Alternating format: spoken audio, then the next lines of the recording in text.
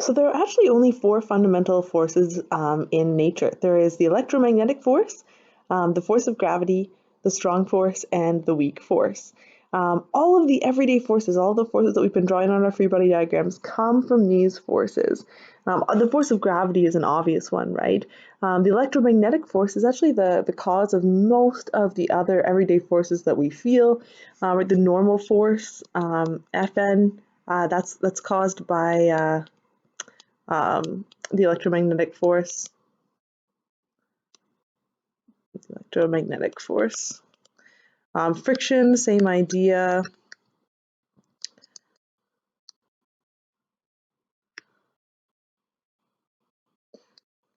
So these four forces are actually enough to describe every force that you experience. In the last video you watched, you learned about the electromagnetic force and the force of gravity.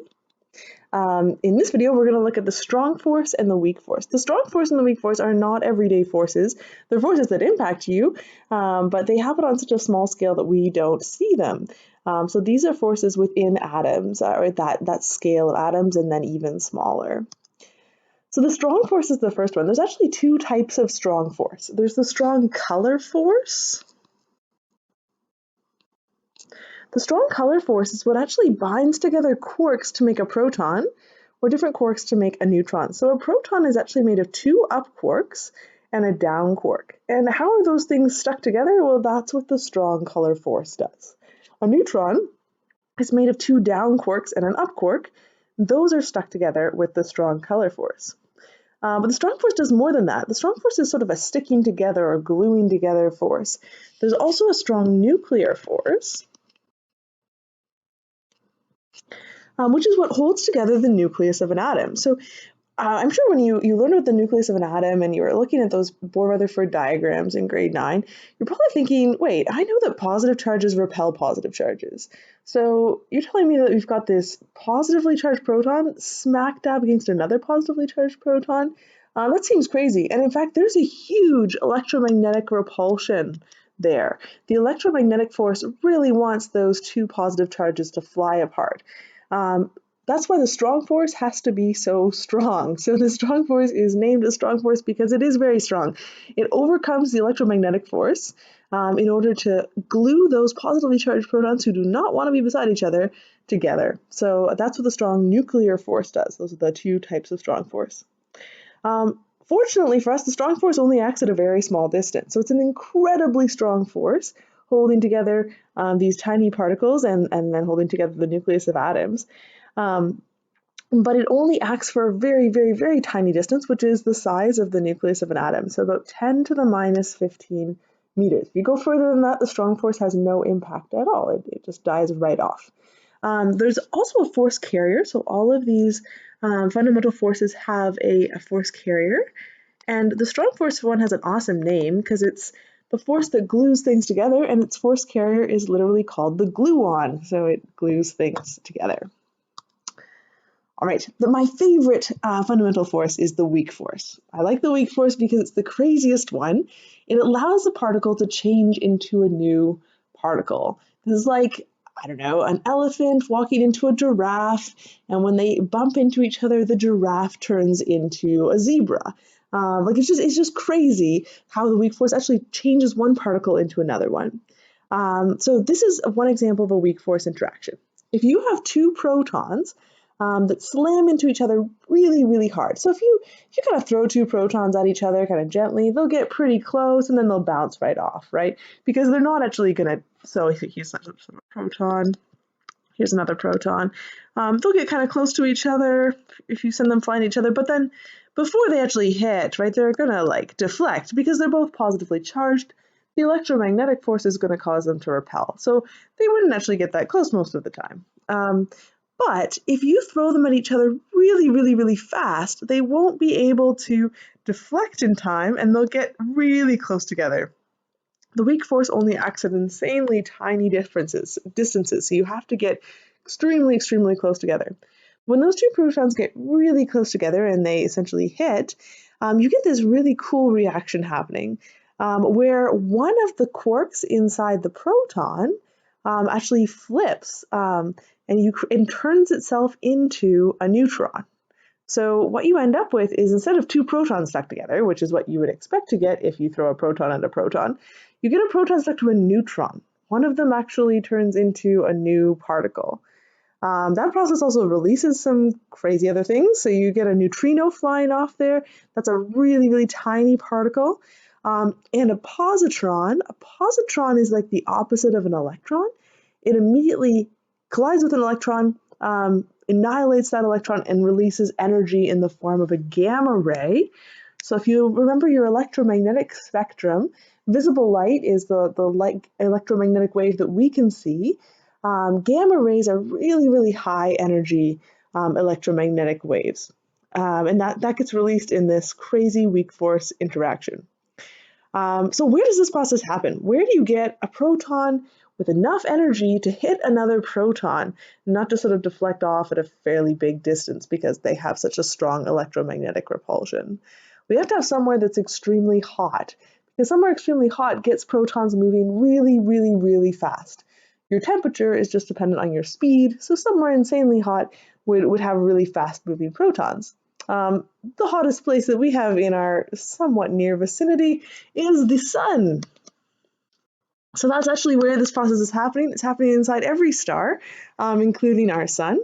And this release of the gamma ray is really crucial. What you've got happening is here's the sun, and this reaction happens right in the core of the sun.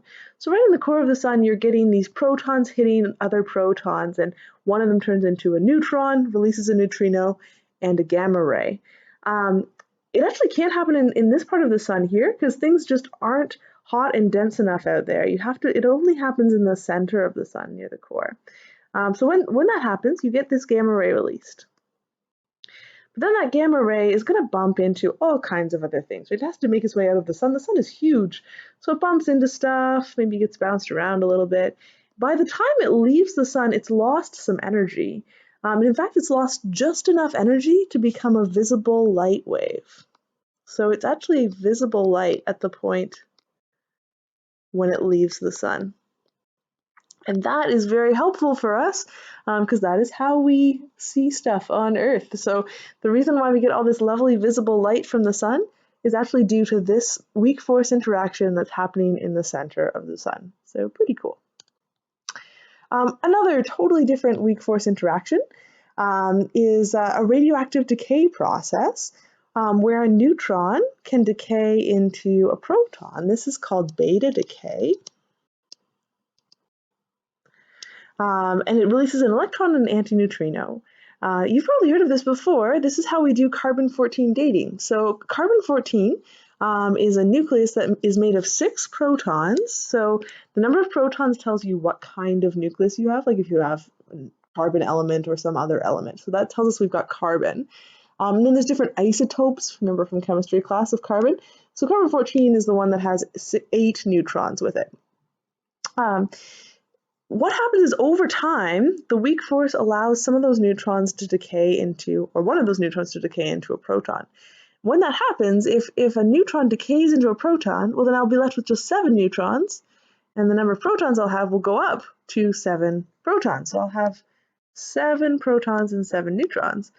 But wait, the number of protons actually tells you what element we have. So what we've actually done here is created a new element. We've actually turned this carbon-14 nucleus into a nitrogen-14 nucleus. We have a brand new element. And that process actually happens over a predictable timescale, which is kind of cool. So that's how we end up using that for carbon-14 dating.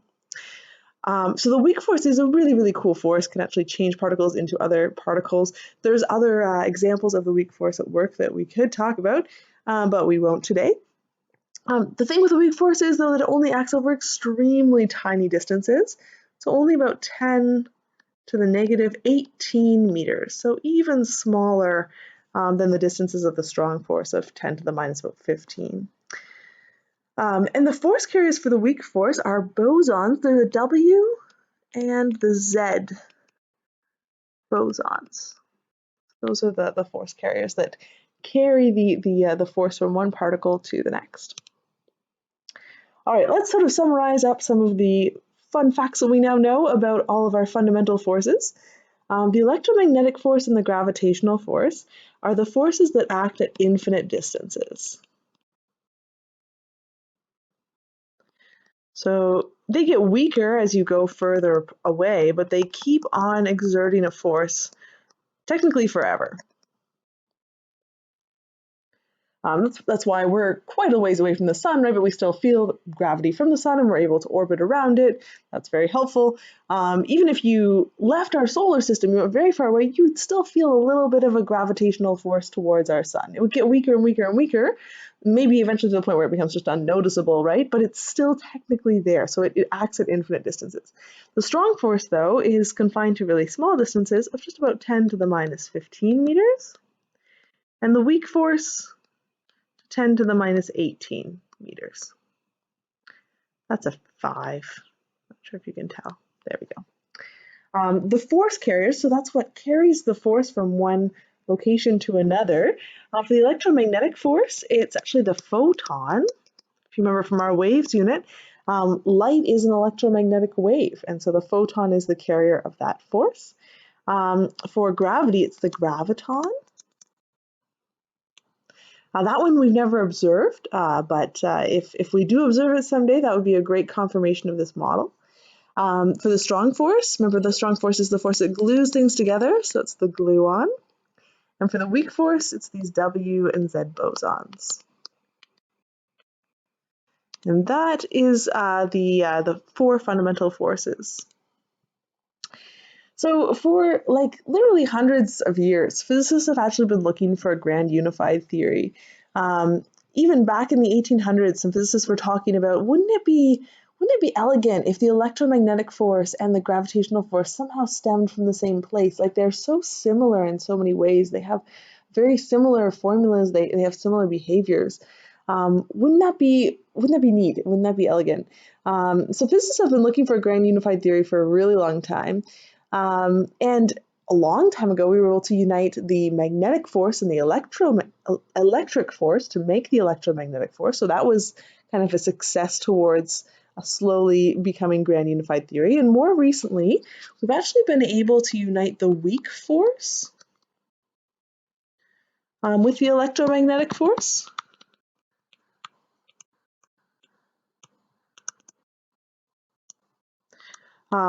It's what's called the electroweak force, but that has only worked at high energies. So it's not quite a nice, neat, unified theory yet. So the search for a grand unified theory is still on. We have not found it yet.